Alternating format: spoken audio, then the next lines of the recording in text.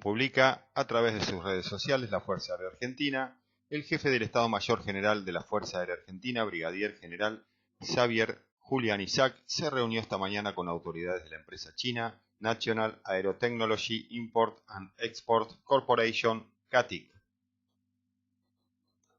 Si bien no se difundió el tema tratado en la reunión, es de presuponer que el tema sea el JF-17 y su posible futura incorporación a la Fuerza Aérea Argentina. Mientras todo esto sucede, se dio el anuncio que el próximo lunes llega a Buenos Aires por segunda vez en 2 años la jefa del Comando Sur, Laura Richardson. Esta funcionaria viene con inquietudes del Pentágono respecto de las tareas que llevan adelante los chinos en la estación de Neuquén bajo el formato de Agencia de Satélite Launch and Tracking Control General, que depende directamente del Ejército Popular de China. A la vez, Richardson hará planteos por las negociaciones avanzadas de Argentina con Beijing por la compra de aviones supersónicos.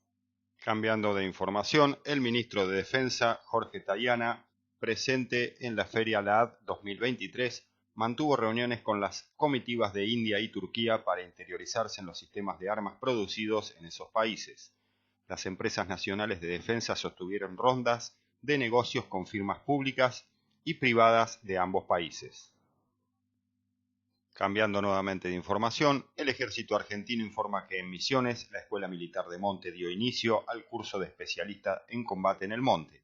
Allí el personal será instruido en técnicas de supervivencia, aeromóviles, combate y pasaje de obstáculos, en Puerto Iguazú, Puerto Península, Lago Uruguay y Puerto Libertad.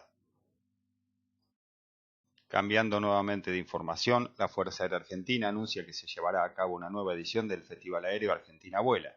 Se realizará entre los días 21, 22 y 23 de julio, de 10 a 17 horas en la Base Aérea Militar Morón, con entrada libre y gratuita. No olviden suscribirse a Argento Defensa, información diaria y sin humo.